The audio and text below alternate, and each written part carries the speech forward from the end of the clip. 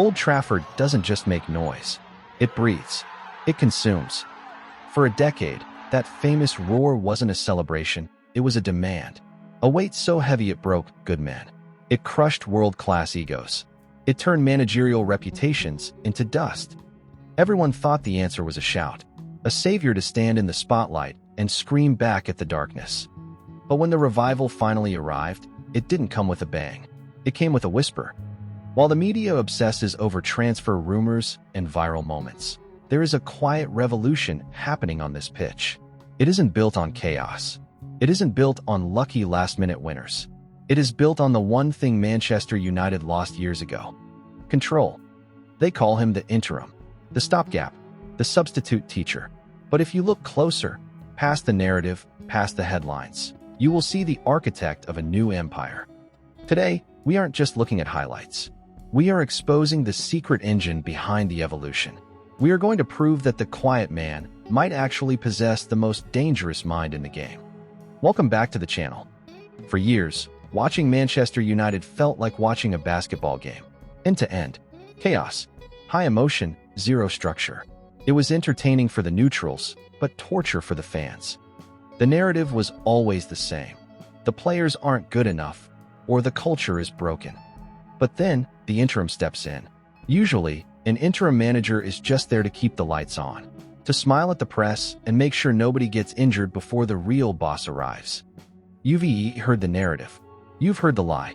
Michael Carrick is just a temporary fix. He's too nice. He lacks the personality of a Mourinho or the energy of a Klopp.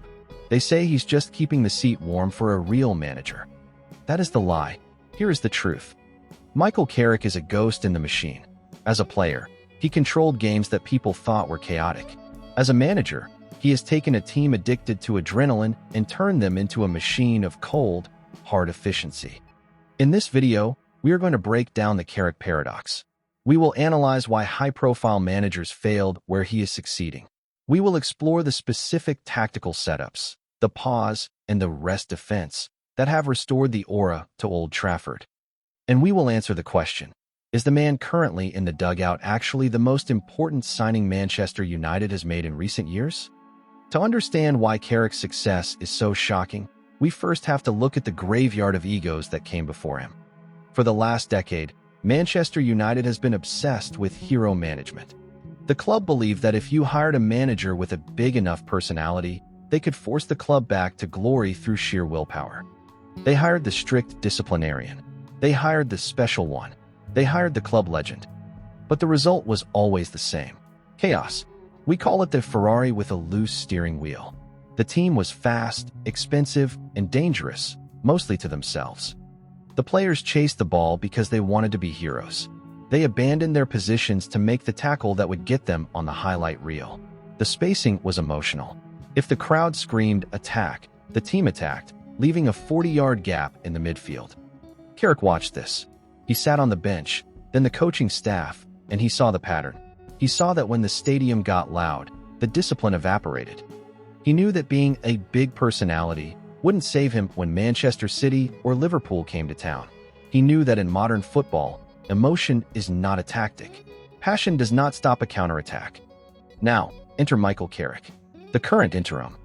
The critics looked at his playing career and made a lazy assumption. They said he passed sideways. He was safe. He will manage like he played, scared. But they were looking at the game through the wrong lens. Carrick wasn't playing the English game. He was playing the continental game. While others were trying to win the match in 10 seconds with a 30-yard screamer, Carrick was killing the opponent's will to play. Visual, tactical overlay showing Carrick's passing heat map. It's not sideways, it's vertical and piercing. He understands that you cannot have a team of 11 soloists. Someone has to conduct the orchestra. This is the exact philosophy he has brought to the dugout right now. He isn't trying to be the star of the show. He isn't running down the touchline sliding on his knees.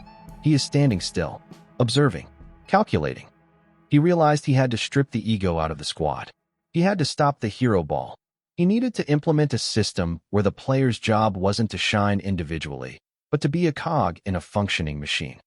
So, how is he actually winning these games? How do you fix a broken giant in just a few weeks? You start with the mind. Carrick introduced a concept that is terrifyingly simple but incredibly difficult to execute. We call it the pause. Before he took control, when a United player got the ball, the instinct was to run, to drive forward immediately. It was frantic. It was heavy metal football played by people out of tune. Carrick stopped that. He taught them to stand still, to put their foot on the ball and wait. Why? Because when you wait, the opponent has to make a decision. Do they press you? Do they hold their shape? Carrick has weaponized patience. He turned the midfield into a trap. By slowing the game down, he forces the opposition to come to him, creating the very spaces he wants to exploit behind them. It is psychological warfare. He makes the opponent anxious with his calmness. He didn't just change the formation, he changed the pulse of the team. He lowered the heart rate of 11 men in the middle of a war zone. Now look at the shape. This is where the boring details become beautiful. Watch the defensive line in the last few games. It is tied together with an invisible string. When the left back steps up, the center back slides across. Instantly, automatically. This is the Carrick signature. He implemented a compact mid-block. It's not flashy. It creates a feeling of suffocation for the opponent. He condensed the space between the defense and the midfield to less than 15 yards. There is a concept in coaching called rest defense. It is what your defenders do when you are attacking. Carrick is obsessed with this. While the forwards are creating magic up front, Carrick is screaming at the defenders to lock the back door.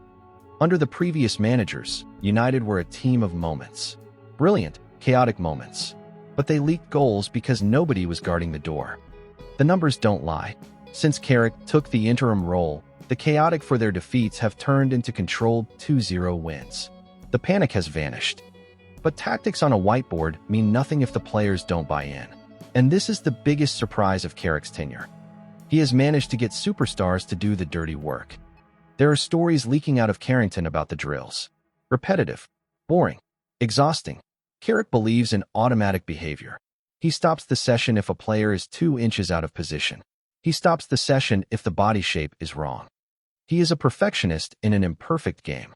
He forced the superstars to realize that running back 60 yards to make a tackle is just as important as scoring a bicycle kick. Football is a game of duality, fire and ice.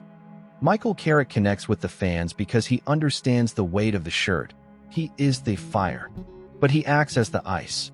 When the fans are screaming for blood, trying to suck the ball into the net, Carrick is on the sideline, signaling for composure. He absorbs the pressure so his players don't have to. He isn't there to be their friend. He is there to be their insurance policy. And for the first time in years, the players trust the policy. Manchester United is a club built on stories of giants. Busby, Ferguson, the figureheads, the icons. History tells us that to manage this club, you need a personality big enough to eclipse the sun. You need to be a showman. But Michael Carrick is proving that you don't need to be the loudest man in the room to be the most powerful. He changed the narrative by refusing to engage with it. He didn't promise a revolution in the press conference. He delivered it on the training pitch. He has turned a broken machine back into a monster. He fixed the leaks, tightened the bolts, and let his work make all the noise. The lie was that Michael Carrick was too quiet to lead. The truth is that his silence was exactly what Manchester United needed to hear. If you enjoyed this deep dive into the tactics behind the narrative, make sure to hit that like button. It helps the channel massively. And tell me in the comments, do you think Michael Carrick should be given the job permanently? Or is this just a new manager bounce? Let's debate it below. Don't forget to subscribe for more football stories. I'll see you in the next one.